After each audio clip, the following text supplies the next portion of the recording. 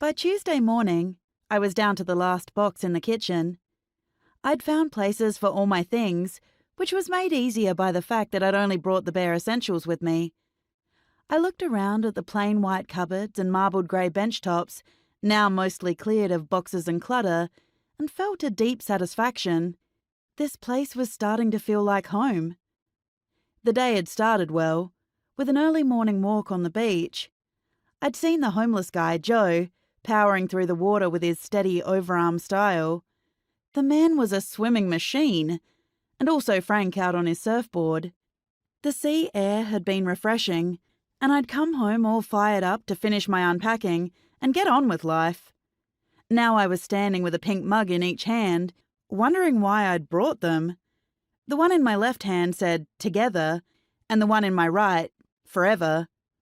Will had given them to me for our first anniversary of being a couple, back when we were both starting in our careers and too broke for big expensive gifts.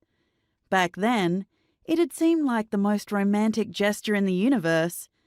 That younger Charlie had treasured these mugs and the sentiment they represented, but looking at them now only made present-day Charlie sad. And thinking of yourself in the third person is a sure sign you need to get out more, I said. They were only mugs.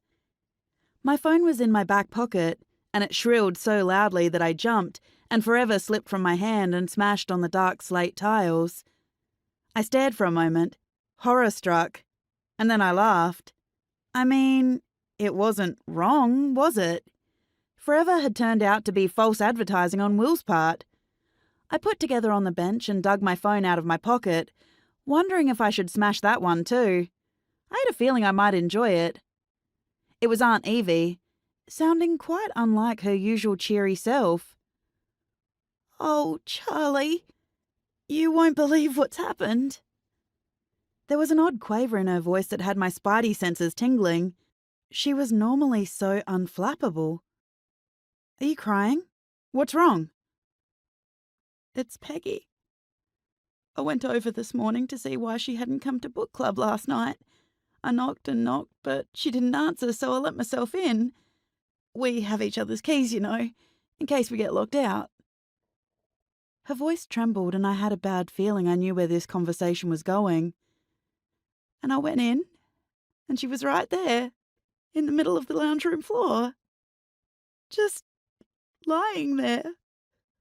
Oh, Charlie, she's dead." Her voice broke on the last word, and she started to sob in earnest.